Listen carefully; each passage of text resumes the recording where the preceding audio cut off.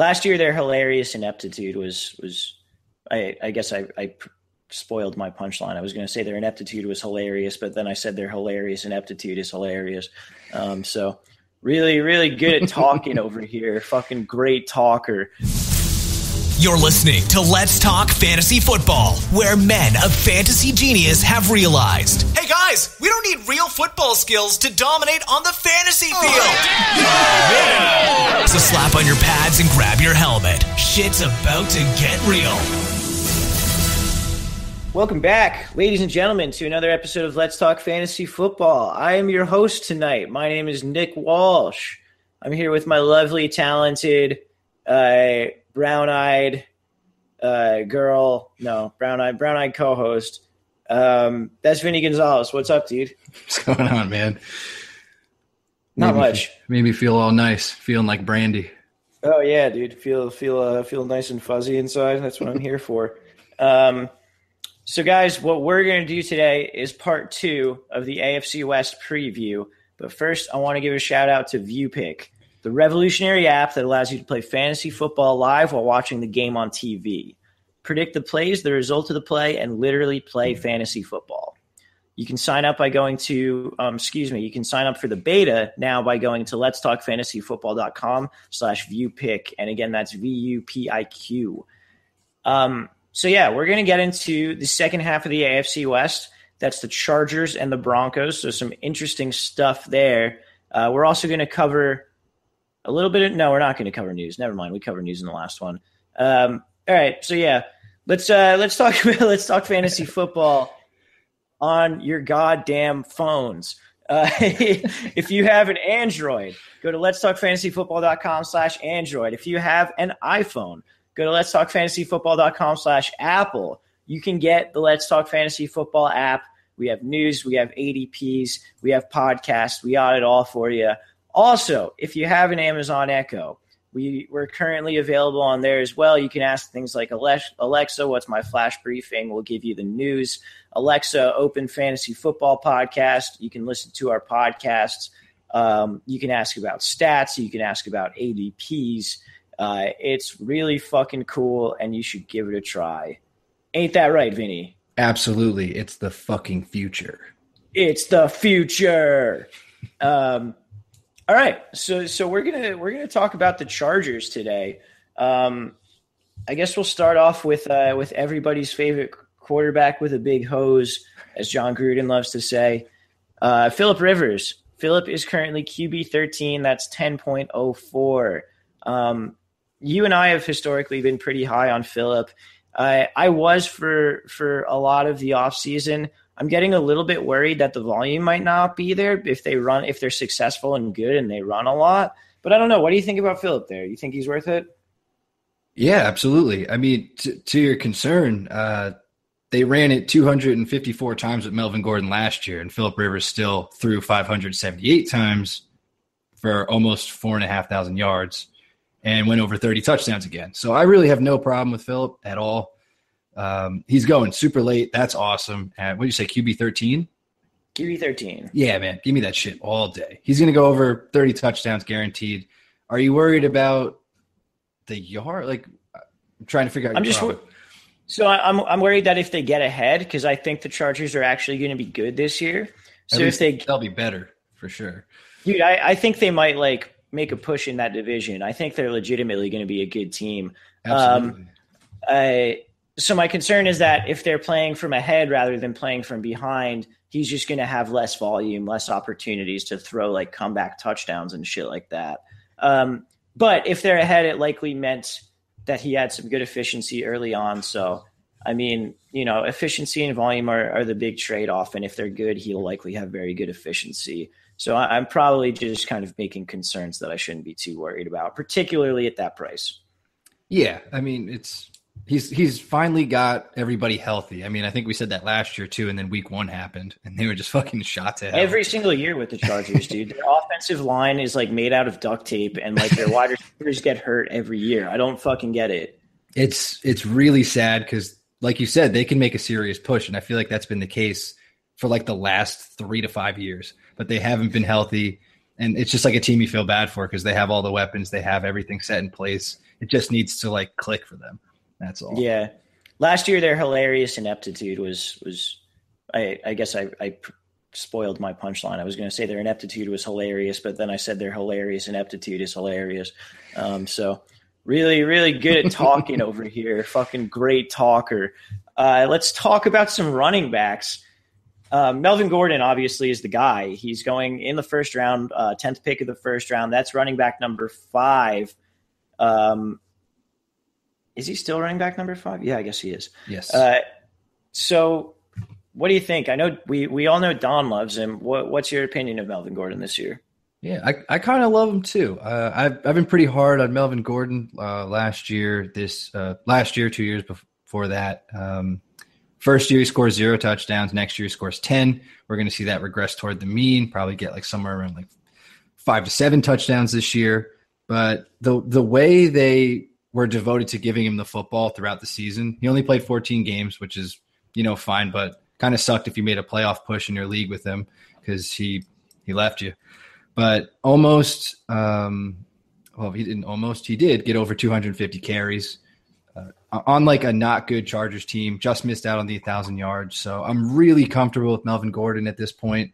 I've kind of changed my opinion on him. I really like what he did last year on a not good team. So as we're expecting them to be much better this year, I think it's going to be just like last year or better now. Right. I completely agree. He had the volume last year. I don't know if I'm buying into that touchdown regression as much. I think double-digit touchdowns might be realistic for him. But I think, he had the volume last year. He didn't have the efficiency. If the offensive line is better, which it should be if they stay healthy, the passing game will be better. I think that efficiency will come. And also he's a third-year running back. He's like heading into the prime of his career. So it's not outlandish to say that Melvin Gordon should be like better skilled than he was last year either in his third year. So yeah, I think everything is looking like a perfect storm as long as this team stays healthy again. But as long as they're healthy, it's looking like a perfect storm where Melvin Gordon is going to return really great value. And if you're sitting out at the back of the first round, and guys like Shady and guys like Odell Beckham Jr. and Julio, all those guys have gone already. Melvin Gordon's a great pick.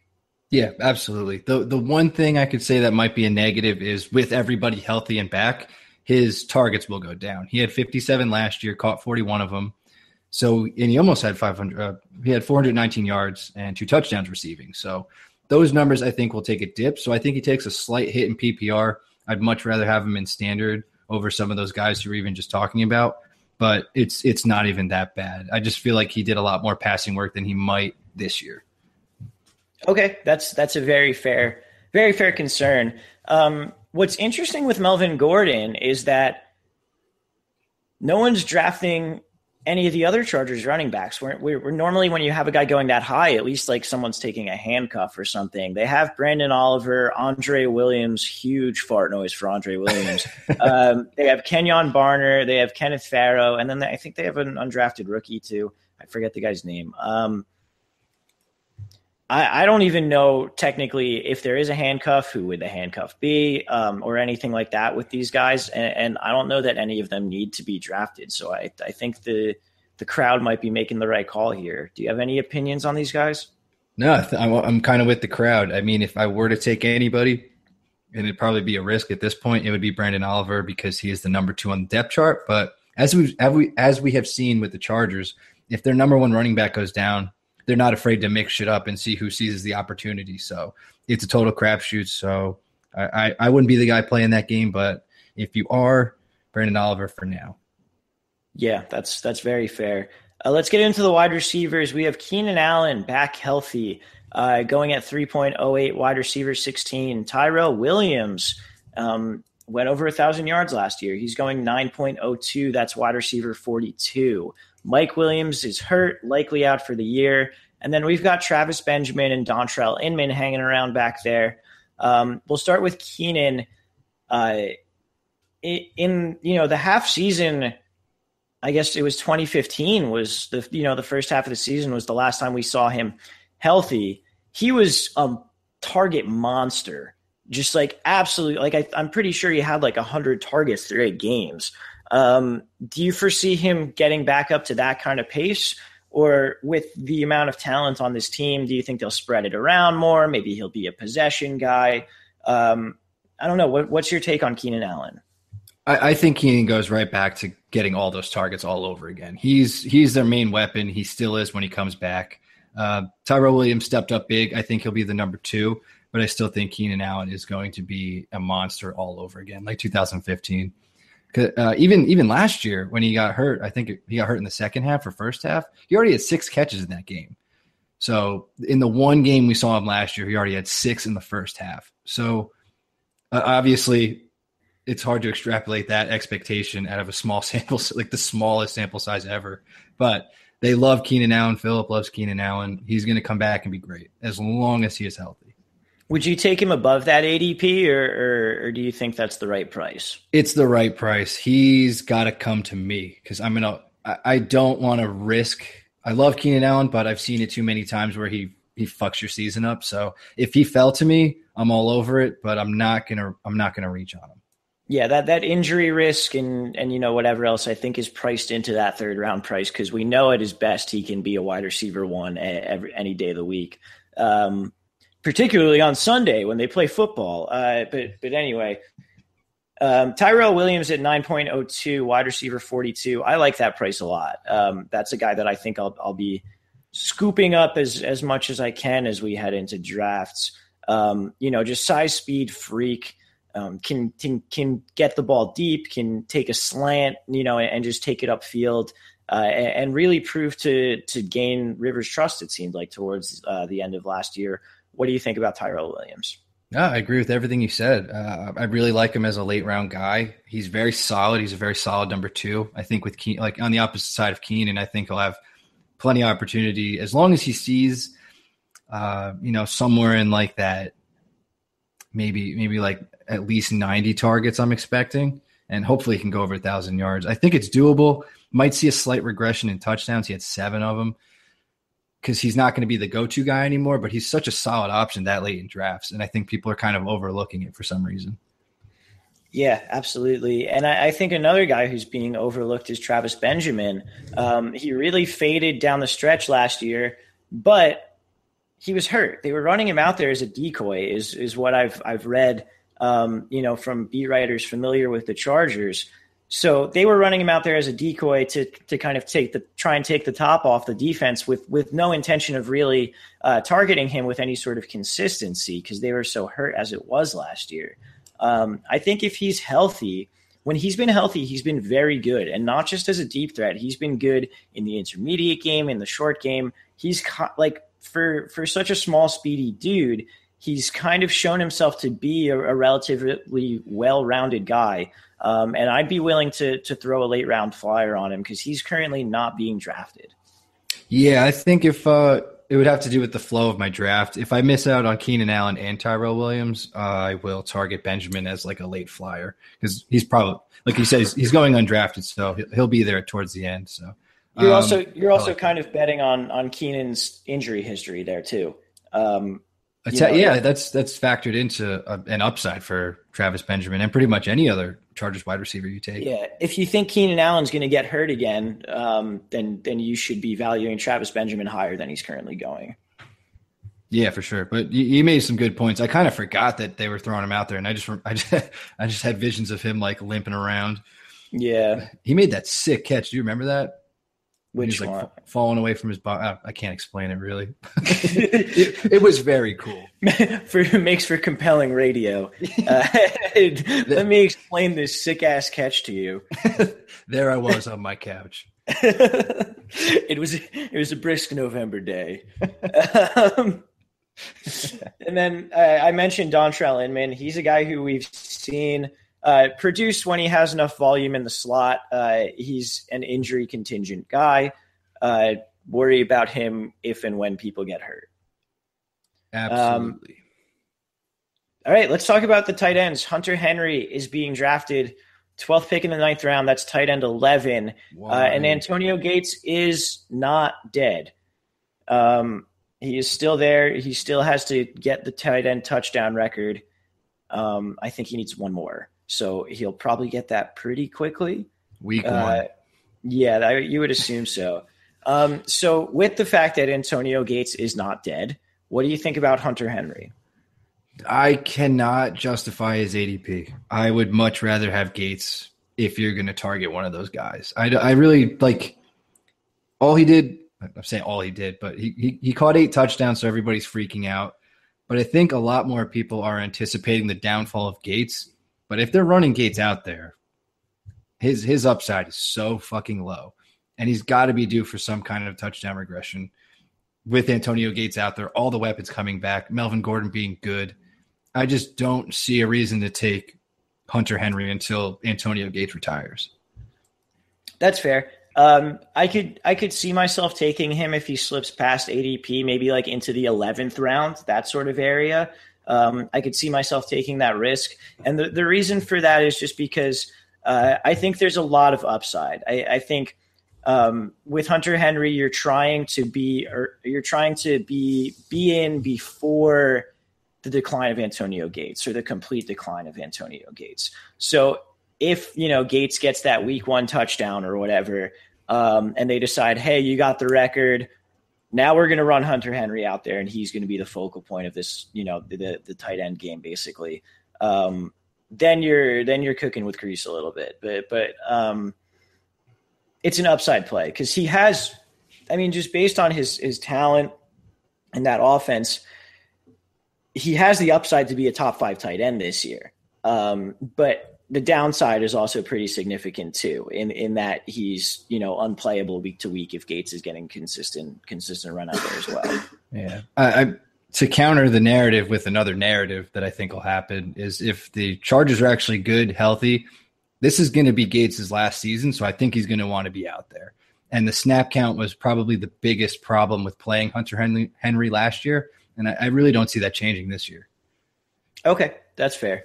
So don't take him at that ADP, basically, or at all. All right, let's move on to let's take a quick break to hear from Vupiq. This year, dominate your friends with free play-by-play fantasy football from Vupiq. Vupiq is the first play-to-play fantasy football game where you crush your friends from the comfort of your own couch. For the first time in fantasy football, you must think like the players and coaches on the field as you predict the outcome of every play. Visit Vupiq.com, VUPIQ.com, and sign up now for an invitation to beta test. All right, guys, we're back and we're ready to dive into the Broncos and their wonderful, wonderful QBs, namely Trevor Siemian and Paxton Lynch. Jeez, what a motley crew. It apparently is a competition. They are both in it's open competition to see who wins. I think the assumption is that Simeon's going to be their quarterback again. We'll see how it goes. Neither of them are being drafted. Should either of them be drafted? No, neither of them should be drafted. Okay, cool. It's worth noting that Paxton Lynch does have significant running ability. So if he ends up being the quarterback at some point this year, he's going to be a guy that might be available on the waivers for bye week fill-ins or whatever it may be, or for streaming matchups. And running ability makes guys fantasy relevant, even if they suck at passing. So just keep that in mind as you go through the year. In terms of the running backs here, it's an interesting situation. We've got CJ Anderson, 11th pick of the 5th round. That's running back 25. Then you have Jamal Charles, 8th pick of the 10th round. That's running back 46. D'Angelo Henderson is now getting drafted. He's a rookie. He is 8th pick of the 13th round. That's running back 58. Devontae Booker is on the PUP list, not getting drafted, but still ahead of D'Angelo Henderson on their depth chart. CJ Anderson, Vinny, do you like that price? Do you foresee him keeping the job? I love the price, especially if you're going wide receiver heavy early on. I think you even did that last year, and it worked out until he got hurt. And yes, it was awesome while it lasted. Was it not, Walsh? Yeah, it was pretty sweet, and then he got hurt. Right. So I think Denver knows how good CJ Anderson is. I think CJ Anderson is good. And if he can stay healthy for an entire season, he'll be great. And at this ADP, how can you go wrong in And it's like in the middle of drafts where like RBs are completely shot and you're not really even risking it on CJ Anderson. You know he's going to get the job. Whenever he does, they're feeding him the ball. So I do like CJ Anderson this year. He was on pace for a whole ton of yards and shit. He was going to have a monster season, and then all of a sudden week 7 he goes down. So he also averages 15 carries a game, which is great. You're not going to see that kind of value around this point in the draft. So I love CJ Anderson. Yeah, I find myself ending up with him in a decent amount of drafts and mock drafts at this point, just because I do tend to go wide receiver heavy early and then load up on the running backs in the mid rounds. So CJ Anderson is often a guy I'm getting there. I'm completely fine with it. Jamal Charles in the 10th round, I think, is also like it's like a good price for him. Like if I'm going to take a risk on a guy who's been, one of the top backs in fantasy for over the past decade or so, I'll do it in the 10th round. I know it's a new team. I know it's whatever else. I know they don't want to use him too much. But yeah, I don't see any problem with taking him. Well, yeah. And to your point, the upside there is what if CJ Anderson goes down? They're going to have to use Jamal Charles, or like they have a deep running back pool, but nothing like what Jamal Charles can bring if he's healthy. So you make a good point. It's really when it all boils down to like the 10th round, what the fuck's the problem? Take Jamal Charles. It's, I guess, worth the risk. I know I particularly wouldn't do it, but I like what you're saying. I mean, if at some point during the season Jamal Charles is getting from 10 to 15 touches a game, whether that's through being the head of a committee or CJ Anderson goes down or whatever the case may be, like it's totally worth it. Even if he's getting like 8 to 12 touches per game, he's a guy that you can throw in there as a random flex player or a random RB2, maybe on weeks that you're a little strapped otherwise, just because even at this age, he has that big play potential. We know he can get touchdowns. We know he can catch passes. So I'm all about it. D'Angelo Henderson also getting drafted. Like, I think D'Angelo Henderson may be a good running back down the line. I don't necessarily think he's worth drafting this year. Yeah, it's too crowded. CJ Anderson's going to get the shot. They went out to get Jamal Charles. I don't see the appeal. Yeah, I mean, I know he's a guy that a lot of people who play more dynasty than I do, I know he's a guy who, is on rosters and people have said needs to be on rosters. That's fine and all. I can't do it particularly because Devontae Booker's still there. And I mean, maybe he gets cut. I don't know. But Devontae Booker, has gotten work in the past. He was an earlier draft pick for them than D'Angelo Henderson was. They spent more draft capital on him. So who knows with that? He's not worth drafting either, though. No. Yeah, he's out with a fractured wrist right now. So I think his target return is some point early in the season. Okay, that makes sense. So then moving on to the wide receivers, obviously the two guys there, Demaryius Thomas and Emmanuel Sanders. Demaryius Thomas is currently going 3.06, wide receiver 15. And then Emmanuel Sanders is back end of the 6th round. That's 6.12. Wide receiver 33. We know the quarterback situation isn't great. I think I'm still buying Demaryius Thomas where he's going. Are you? Yeah, I'm buying DT. I'm buying Sanders. This is pretty much the same situation like we talked in the last podcast with Cooper and Crabtree. The higher talented guy is going before the presumed lower talent guy at the moment, but it's relative to where they're being drafted, the other guy is an extreme value because they kind of perform at the same level. So it's one of those where you can't really judge like how far the one is going to fall from the other one as far as production terms. So I love Sanders at his price. I love DT at his price. Their floors are amazing. The only thing that's like stopping them from being crazy good in fantasy, they'll be very solid. But what's separating them from the other guys that'll win you weeks is the touchdown potential in this offense that isn't particularly good at passing. Yeah, no, absolutely. I agree with you there. Yeah, I mean, Emmanuel Sanders, just to kind of illustrate your point there, this is a guy going end of the 6th round who in 3 seasons with Denver has never had less than 136 targets. So you're telling me you can get 130 targets at the end of the 6th round, even though his touchdown potential isn't really there? Like, I'm totally about that.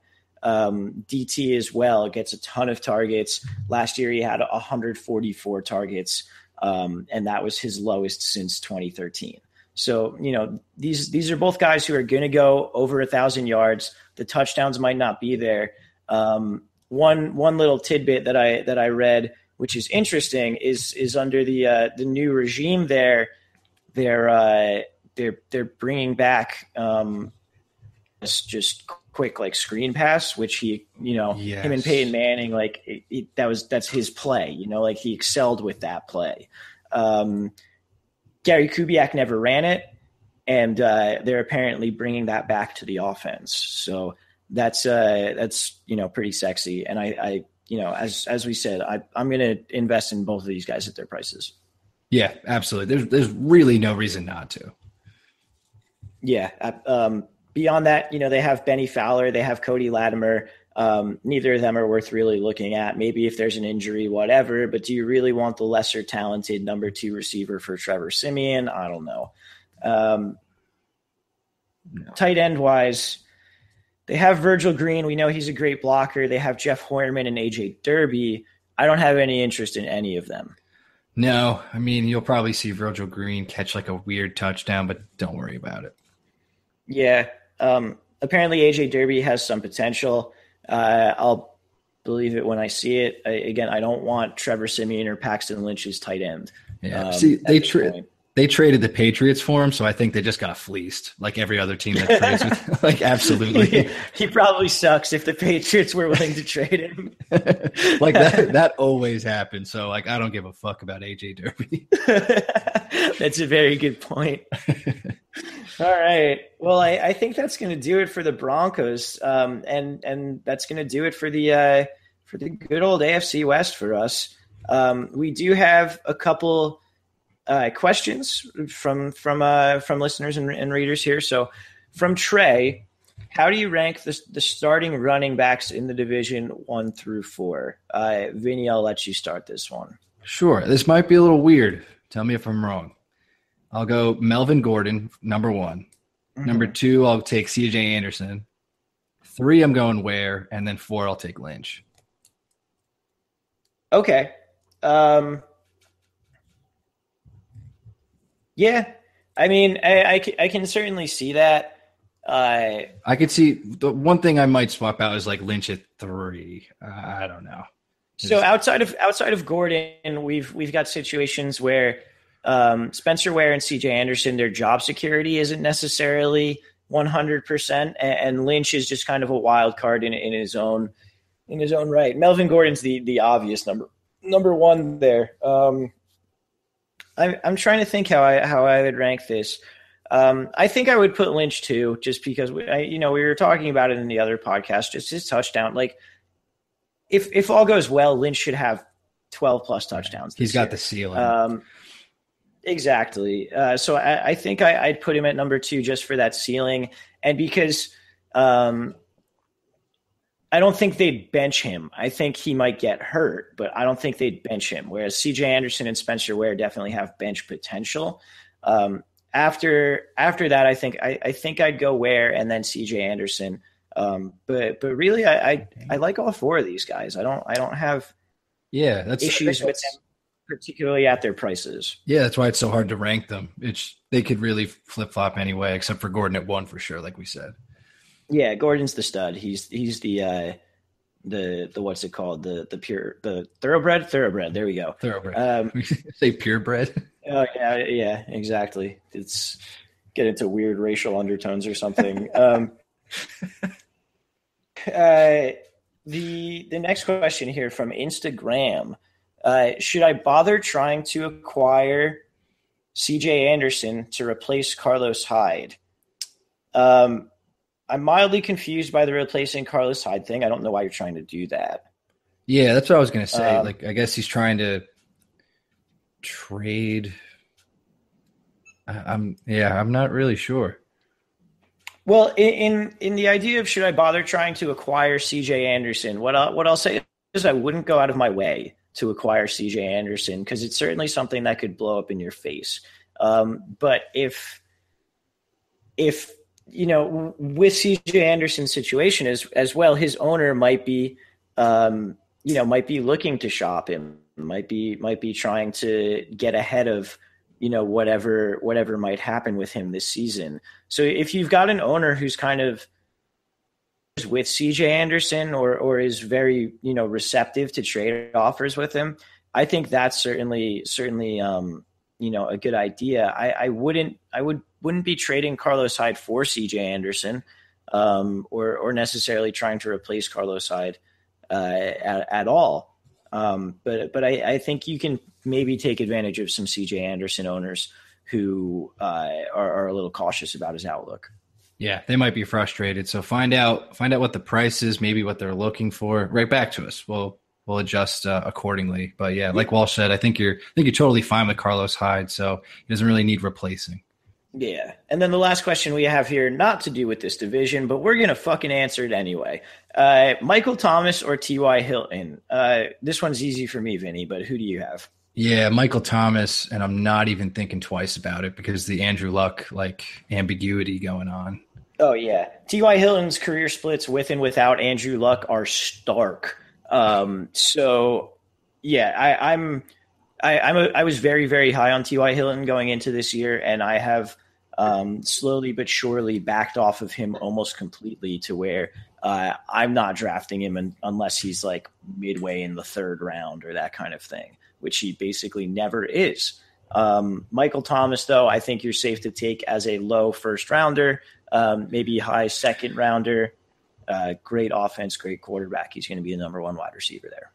Yeah, he's going to see a ton of targets. All right, so that's gonna wrap it up for our questions. Before we let you go, guys, just want to make sure you know that our Android and iOS apps are now live. Again, that's letstalkfantasyfootball.com/Apple, letstalkfantasyfootball.com/Android. Make sure you check out the Alexa skills that we have. Ask some freaking questions of your Amazon Echo. And then, guys, make sure you're subscribing and reviewing on iTunes. If you are enjoying the podcast, please leave us a review. Let us know what you think. Let the iTunes algorithms know what you think, so that we can try and help out more listeners and go from there. Vinny, you got anything else for the listeners for today? No, not really. It's almost close to it's pretty much draft time right now, right? August 17th here, getting down to it. Yeah, I mean, we've had some people sending us our teams for just regular redraft. People are starting to draft.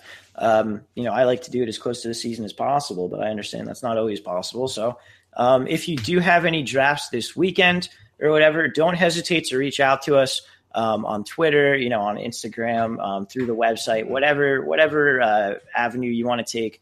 Please don't hesitate to reach out to us. We love getting questions from you guys. We're more than happy to answer any questions that you have. So definitely go for that.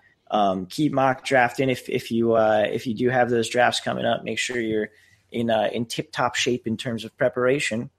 And I guess for Vinny, I'm Walsh. Later podcast.